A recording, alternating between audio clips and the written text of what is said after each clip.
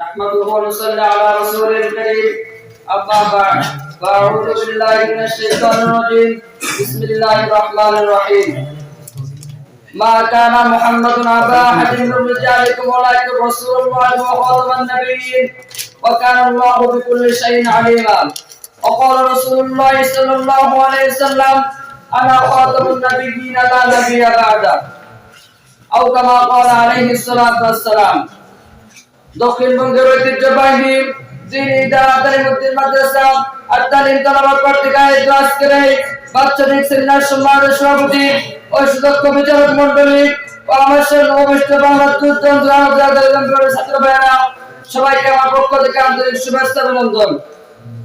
আজ আঞ্জুমানের পক্ষ থেকে যে বিষয় নির্ধারণ করে দেওয়া হয়েছে তা হলো খতমে নবুওয়াত। উক্ত বিষয়ের উপর আমি কিঞ্চিত পরিমাণ আলোকপাত করার চেষ্টা চালাবো ইনশাআল্লাহ। প্রিয় ছাত্র ভাইরা, আল্লাহ পাক রব্বুল ইজ্জত নবী করিম সাল্লাল্লাহু আলাইহি ওয়াসাল্লামকে যে নবুয়ত দান করেছেন সেই নবুয়তের সর্বোত্তম ও সর্বশ্রেষ্ঠ বৈশিষ্ট্য হলো খতমে নবুয়ত। আল্লাহ পাক আমাদের নবী করিম সাল্লাল্লাহু আলাইহি ওয়াসাল্লামকে যে খতমে নবুয়ত দান করেছেন সেই খতমে নবুয়তের সিংহাসনে একমাত্র তিনিই উপবিষ্ট করেছেন। আর অন্য কেউ যদি খতমে নবুয়তের সিংহাসন যেখানে আসতে পারে তাহলে এটা ধারণা করতে হবে তাহলে সে সম্পূর্ণ কাফের। আল্লাহ পাকের নবীর পর নবী করিম সাল্লাল্লাহু আলাইহি ওয়াসাল্লামের অনুপস্থিতি পুরো উম্মতের জিম্মাদারের দায়িত্ব হলো নবী করিম সাল্লাল্লাহু আলাইহি ওয়াসাল্লামের বর্তমানে নবী করিম সাল্লাল্লাহু আলাইহি ওয়াসাল্লামের সিংহাসনকে হেফাজত করা। কিন্তু বর্তমান বিশ্বের দিকে তাকালে দেখা যায় মির্জা গোলাম আহমেদ কাদিয়ানী নামক এক কুলাঙ্গার মিথ্যাবাদী যে নবী করিম সাল্লাল্লাহু আলাইহি ওয়াসাল্লামের বিরুদ্ধে খতমে নবুয়তের দাবি ছেড়ে দিয়ে নিজেকে খতমে নবুয়তের দাবি স্বীকার করে। অথচ মুসলিম শরীফের অন্যতম গ্রন্থ মুসলিম শরীফের মহান সাল্লাল্লাহু আলাইহি ওয়াসাল্লাম ইরশাদ করেন আনা খাতামুন নাবিয়্যিন লা নাবিয়্যা বা'দি, আমি শেষ নবী, আমার পর আর কোনো নবী এই পৃথিবীতে আবির্ভূত হবে না।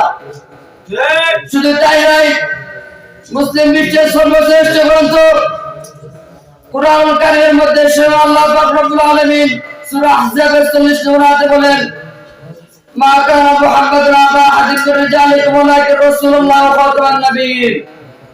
নবী করিম সাল্লাল্লাহু আলাইহি ওয়াসাল্লাম তোমাদের পিতা নয়, বরং সে আমার বান্দা এবং শেষ নবী। সুতরাং নবী করিম সাল্লাল্লাহু আলাইহি ওয়াসাল্লামের বিরুদ্ধে যে খতমে নবুয়তের দাবি স্বীকার করা হয়েছে সেই দাবিকে যে অস্বীকার করবে এবং বর্তমান বিশ্বের দিকে তাকালে দেখা যায় মুসাল্লামাতুল কাজ্জাব সে নবী করিম সাল্লাল্লাহু আলাইহি ওয়াসাল্লামকে বাতিল রেখে নিজেকে খতমে নবুয়ত বলে দাবি করেছে। এই কারণে তাদেরকে স্পষ্ট ভাষায় বলতে চাই, তাদেরকে কাফের ঘোষণা করার জন্য ইতিপূর্বে অনেক উলামায়ে কেরাম পৃথিবীর বাংলার জমিনে তারা চেয়েছিলেন মির্জা গোলাম আহমেদ কাদিয়ানীকে কাফের ঘোষণা করবে, কিন্তু তারা তাদের এই আশাটা বাংলাদেশের সরকার পূর্ণ করতে পারে নাই। তাই প্রিয় ছাত্ররা, আমাদেরকে দায়িত্ব গ্রহণ করতে হবে। যদি প্রয়োজন পড়ে আমাদেরকে ওই মির্জা গোলাম আহমেদ কাদিয়ানীকে কাফের ঘোষণা করার জন্য যদি প্রয়োজন পড়ে তাহলে সংসদের দিকে উচ্চ আওয়াজ তুলতে হবে। যদি প্রয়োজন পড়ে তাহলে বাংলাদেশ অবরুদ্ধ করতে হবে। যদি প্রয়োজন পড়ে তাহলে বাংলাদেশের সংসদের দিকে হাত তুলতে হবে। যদি প্রয়োজন পড়ে তাহলে আমাদেরকে ময়দানে নামতে হবে। যদি প্রয়োজন পড়ে কাপড় মাথায় নিয়ে হলেও এই মির্জা গোলাম আহমেদ কাদিয়ানীকে কাফের ঘোষণা করতেই হবে।